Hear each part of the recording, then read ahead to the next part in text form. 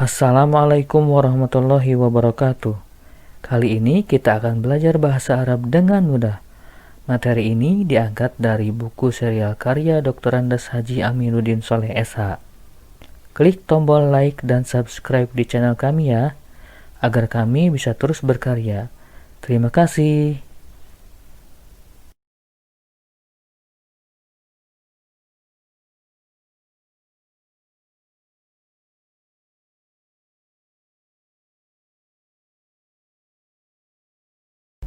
Di dalam bahasa Arab, terdapat dua ilmu pokok yang harus dikuasai agar kita bisa memahami terjemahan bahasa tersebut. Yang pertama adalah ilmu nahwu, yaitu ilmu yang mempelajari jabatan kata suatu redaksi kalimat. Yang kedua adalah ilmu shorof, yaitu ilmu yang mempelajari bentuk dan perubahan-perubahan kata di dalam suatu kalimat.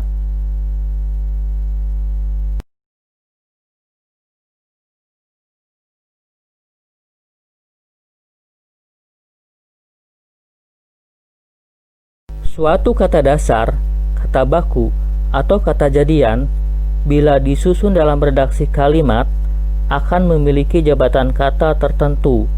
Apakah ia sebagai subjek, predikat, objek, atau keterangan.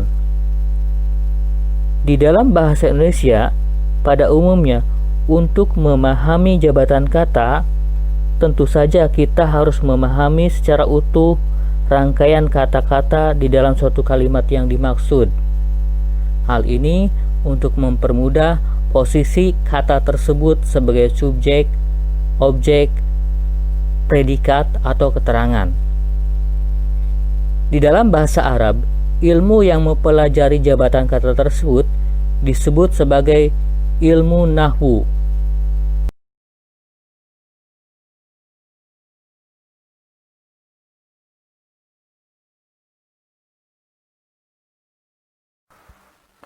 Di dalam bahasa Indonesia, kita mengenal istilah kata baku dan kata jadian. Kata baku adalah kata dasar, sedangkan kata jadian adalah kata dasar yang mengalami perubahan bentuk. Sebagai contoh misalnya, kata makan. Kata ini dapat diubah menjadi sejumlah kata baru seperti makanlah, dimakan, makanan, waktu makan, dan sebagainya. Kita mengetahui bahwa kata-kata tersebut walaupun berasal dari akar kata yang sama yaitu makan, namun masing-masing memiliki pengertian yang berbeda, sehingga penggunaan dan cara pemakaiannya di dalam menyusun suatu redaksi kalimat pun berbeda pula. Gambaran contoh perubahan kata-kata tersebut seperti ini di dalam bahasa Arab dipelajari di dalam ilmu shorof, yaitu ilmu yang mempelajari bentuk-bentuk kata berdasarkan aturan tertentu sehingga dapat dibedakan antara kata jadian dan kata dasar serta penggunaannya di dalam kalimat tersebut.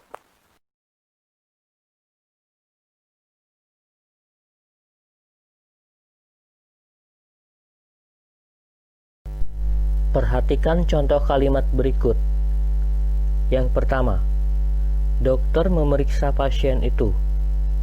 Kata pasien di sini mempunyai jabatan sebagai objek. Yang kedua, pasien itu meminum obat. Kata pasien di sini memiliki jabatan sebagai subjek. Di dalam bahasa Indonesia, kata pasien berubah jabatan dengan berubahnya posisi pada kalimat. Sedangkan bunyi katanya tetap, yaitu sebagai kata pasien.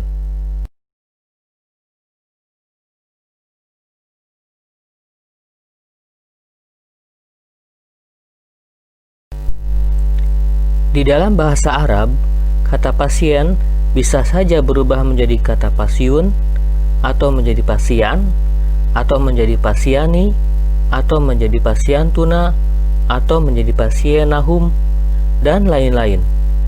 masih banyak lagi sesuai dengan jabatan kata yang disandangnya. Di dalam bahasa Arab, jabatan kata dipelajari dari perubahan bunyi harokat di ujung atau di awal kata, atau adanya penambahan suku kata dari kata dasarnya, dengan berubahnya posisi jabatan kata tersebut pada kalimat sempurnanya.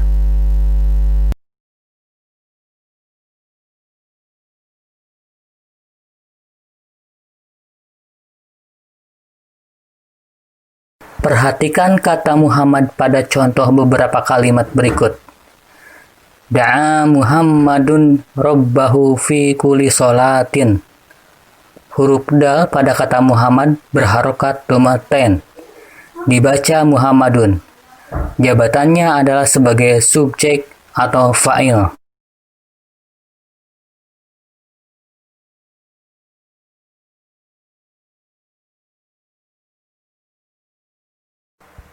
Da'a Muhammadun Rabbahu fi kulli sholatin. Muhammad berdoa kepada Rabb-Nya di setiap sholat.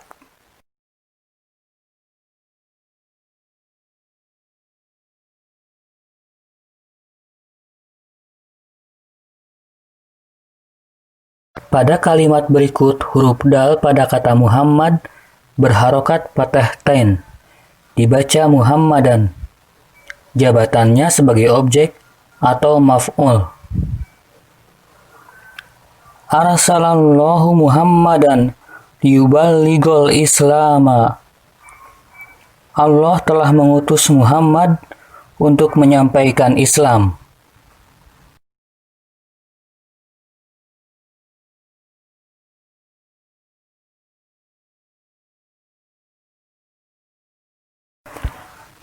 Pada kalimat berikut huruf dal pada kata Muhammad berharokat kasrotain. Dibaca Muhammadin. Jabatannya sebagai sandaran kata sebelumnya dari kata Fatimah dan disebut sebagai mudhof ilaih. Kanatil Fatimatu ibnata Muhammadin sallallahu alaihi wasallam. Fatimah itu adalah putri Muhammad sallallahu alaihi wasallam. Inilah contoh-contoh perubahan dan bunyi suku kata yang mempengaruhi jabatan katanya.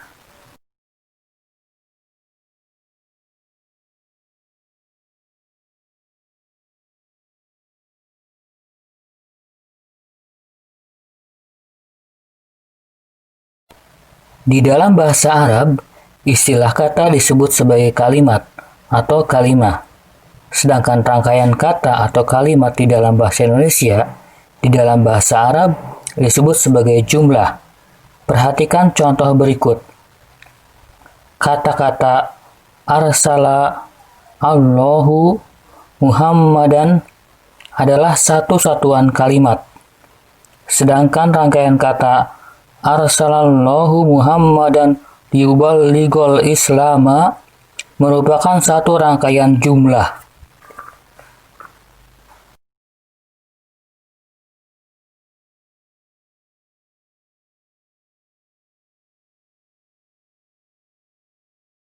Dari uraian sebelumnya, dapat disimpulkan bahwa ilmu nahwu adalah ilmu yang mempelajari perubahan baris atau harokat huruf akhir suatu kata serta jabatannya di dalam suatu susunan kalimat.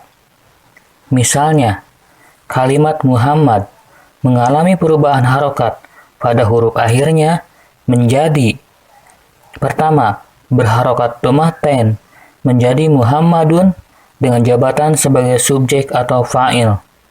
Kedua, menjadi berharokat fathah tain menjadi Muhammadan dengan jabatan sebagai objek atau maf'ul. Atau berharokat kasroh tain menjadi Muhammadin sebagai sandaran kata atau mudhof ilaih.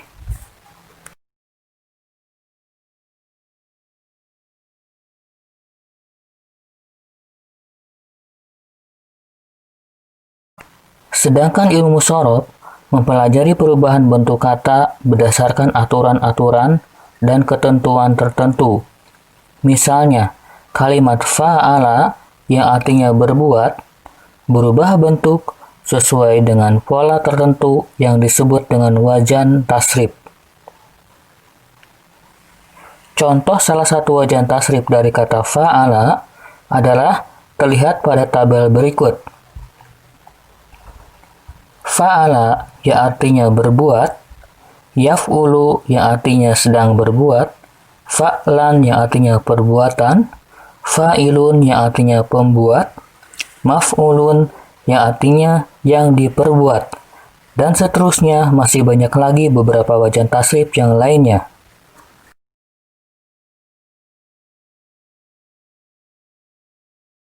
Alhamdulillah, demikian video pembelajaran kali ini.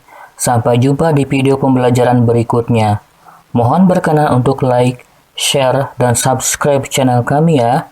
Terima kasih atas perhatiannya. Wassalamualaikum warahmatullahi wabarakatuh.